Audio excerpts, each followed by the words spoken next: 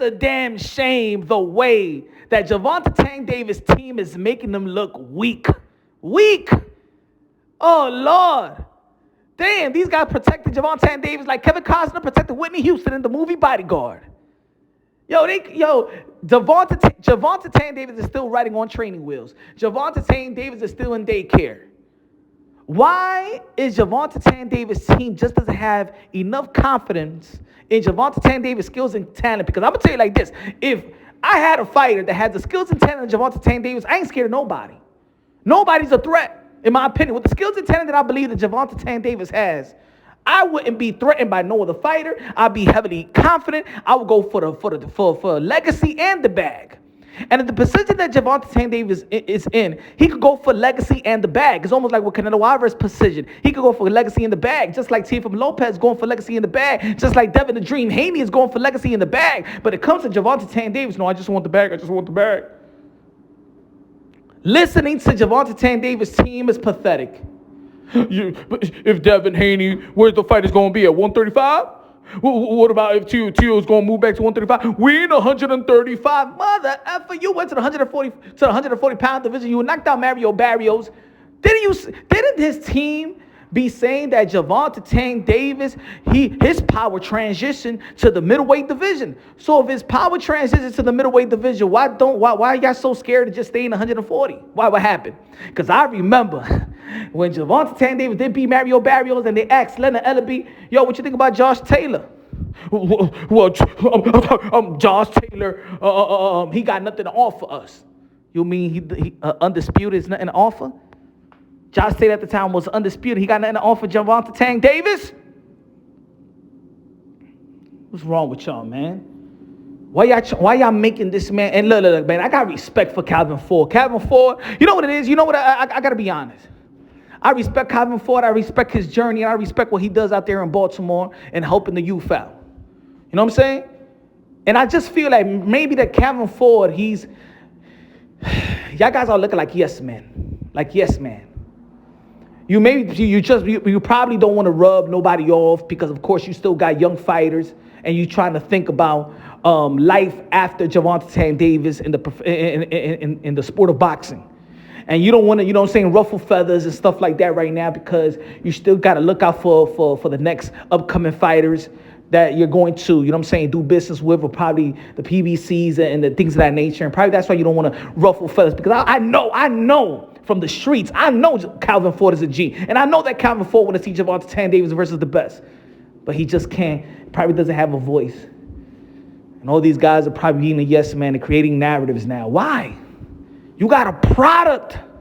You got a dangerous product. You got a skillful product. You have groomed Gervonta Davis to be an elite, skillful fighter. So why don't y'all put him there with another elite, skillful fighter like Devin the Dream Haney? We saw how Devin Haney looked like, and now he implemented power. Is that scaring y'all off? Come on, y'all from Baltimore, bro. Y'all from the streets. Y'all scared of the quote-unquote private school kid? The quote-unquote got homeschooled? The quote-unquote not from the hood? The quote-unquote? Y'all supposed to be the culture. Gervonta Davis supposed to be the Allen Iverson of boxing. Man, y'all making him look weak. And Gervonta Davis don't speak at all. He tweets and deletes. Tweet and delete. The tweet and delete master. Can't take a microphone. Matter of fact, when he does interview, he's still being pampered. Come on, Gervonta Davis, 29 years old. How about you speak up and be like, yo, man, I'm the cash cow of the sport of boxing. Like y'all claim. I'm the face of boxing. Get the hell out of here. I don't want this to be the face of boxing. Matter of fact, let's cut to the chase, y'all. Let's cut to the chase.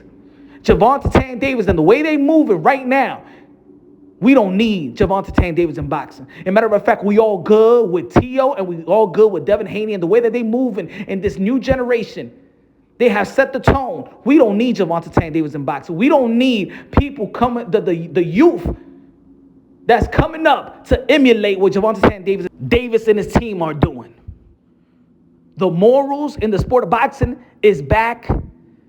When people were saying, hey, yo, man, we want boxing to be like it used to be back in the 80s with the Four Kings and stuff like that. Well, Teofimo Lopez has set the tone. Devin Haney has followed suit. Ryan Garcia, after the fight with Gervonta Davis, he the one that actually dared to be great because he went through, he took the stipulations. But now he's saying, I want to have the belt. Shakur Stevenson, the 3-division world champion. If you're going to stay in 135, why won't you fight Shakur Stevenson? You don't want that work either. What you want, Pitbull Cruz too? What you want, Frank Martin?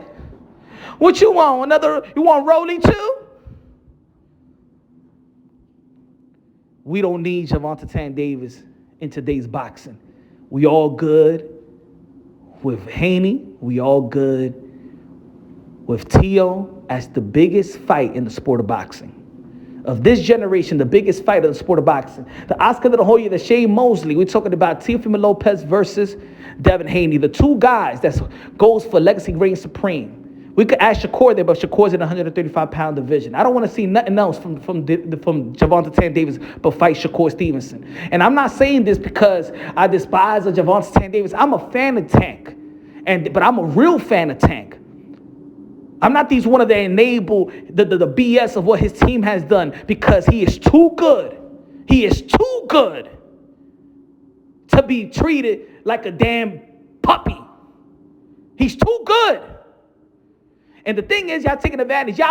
Matter of fact, Gervonta Davis, listen up. If you ever listen up, if you ever anybody in your team, family member, listen up. I don't even think it's about you, bro. Your team just want to milk you out. Yeah, at the end of the day, it's your legacy. They ain't gonna have no type of legacy. They trying to milk you out for every little drop of milk, bro. Pause. In the end of the day, Gervonta Davis, legacy reigns supreme. Yeah, the purse is all good. The bag is all good. But let me tell you like this, Gervonta Davis, your legacy is the generational wealth.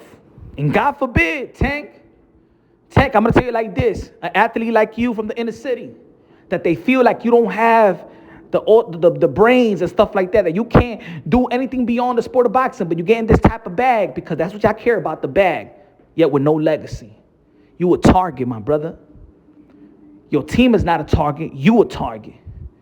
And with the other reputations, unfortunately, that you have, with the cases that you have had, they're gonna try to do to you what they do to other athletes that come from the inner city, just like you, just like they did to Mike, just like they do to AI, just like they did to a lot of athletes.